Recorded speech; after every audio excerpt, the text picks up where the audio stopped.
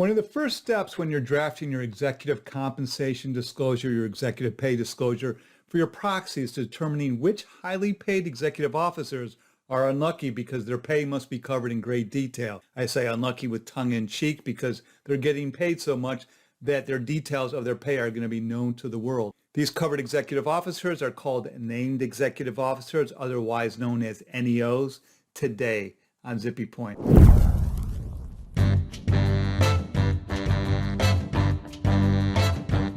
I'm Brock Romaniak. I'm a big fan of use. The NEOs. This is one of my favorite topics. I don't know why. Sometimes you have a favorite topic and for no reason, and this is one of them. If you're one of these NEOs, you're making some bank. Well, if you're at one of the larger companies, for sure. The entire world gets a window into just how much you're making in quite a bit of detail. So you need to know who your NEOs are to fill out the various tables in your proxy, in the CD&A, the narrative disclosure. And to determine your NEOs, you're going to need to have all the data, all the information that's required to fill out the summary compensation table. That's the mother of all tables, and I have a separate Vid-Guide about that table. That's almost an hour long in order to determine who your NEOs are. In other words, you will be filling out a draft summary compensation table for more executive officers than you will actually need in the final product, the final proxy, the actual proxy, because you need to go through the exercise just to figure out which officers will actually be included in the tables, which ones are your NEOs. So let's go through the legal requirements. Under item 402A3 of Regulation SK, at least 5 executives will be included. This is your principal executive officer, your PEO, who's going to be your CEO, the principal financial officer, the PFO, which will be your CFO, regardless of their compensation level. They are always considered an NEO.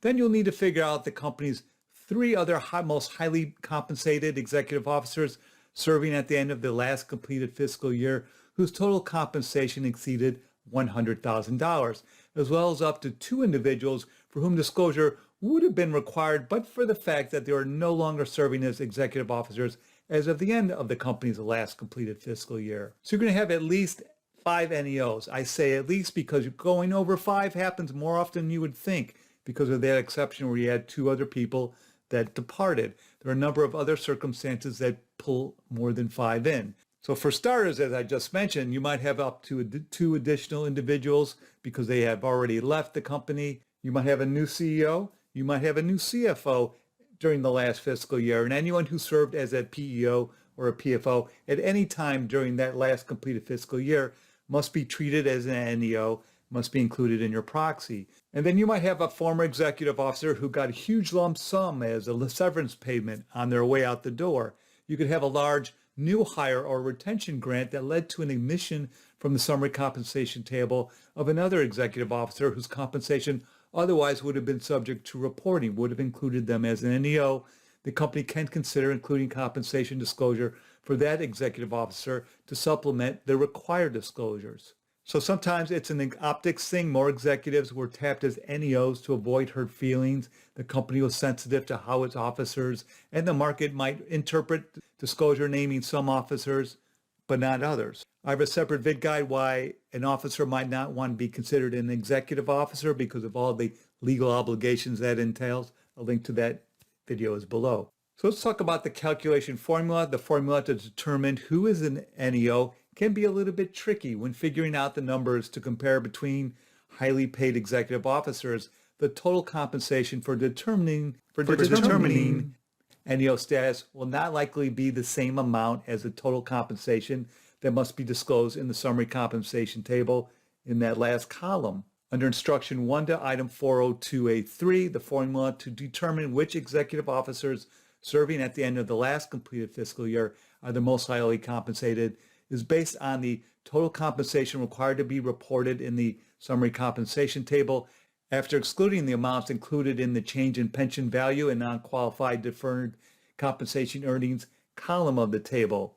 Those 2 columns are excluded, these amounts that are deferred or accumulated until retirement, because those amounts tend to be beyond the control of the compensation committee and often skewed towards the longest serving officers, the old people. And because these columns are excluded, a practice of making large one-off equity awards can result in juggling new CEOs from one year to the next. So it's not uncommon for some executive officers to be considered NEOs one year, but not the next, only to regain NEO status in the later year, in the next year. So this Corp Fin staff interpretation clarifies that where an executive officer was an NEO in the second preceding fiscal year, was not an NEO in the first preceding fiscal year, but will be an NEO for the last completed fiscal year, the circumstance I just described, compensation information for the executive officer must be disclosed for all 3 fiscal years in the tables.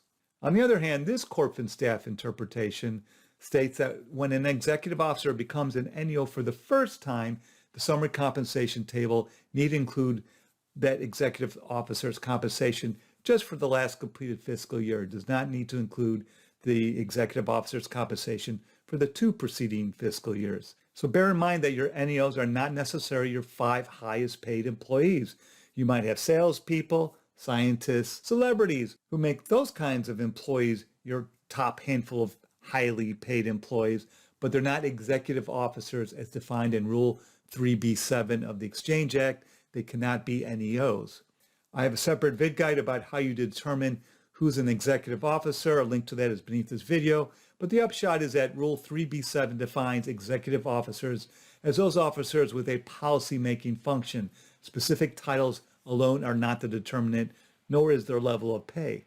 Your list of officers for Section 16 purposes, the ones that file the Form 4s with the SEC, isn't exactly the same list necessarily as the list of executive officers either for this purpose, but the list might be the same, or at least close. Anyway, watch that Vid-Guide below to learn more. The Corp Fin staff has a number of interpretations, the SK, CD, and I's, the compliance and disclosure interpretations that address situations that might come up. For example, an executive officer can receive a discretionary bonus based on past practice, but they decline the bonus before it is granted. It's not counted. An executive officer leaves the company and forfeits a bunch of equity awards. You can still use that forfeited amount to determine whether they're an NEO. If there's a clawback, the amount clawed back from a prior year's bonus shouldn't be deducted from the latest fiscal year's bonus. A CFO who moves on to another role during the course of a fiscal year, they're an NEO. I should mention that those companies that qualify as smaller reporting companies and elect to provide scale disclosure under that reporting regime, the reporting regime that applies to them, the SRCs, smaller reporting companies, the NEO group consists of only 3 executive officers, specifically the PEO, who's the CEO, and the company's 2 other most highly paid executive officers serving as of the end of the last completed fiscal year, whose adjusted total compensation exceeds $100,000. So a smaller reporting company's PFO, the CFO, is not part of the NEO group unless they happen to be one of the 2 other most highly paid executive officers at that company. Anyways, let me know what you think.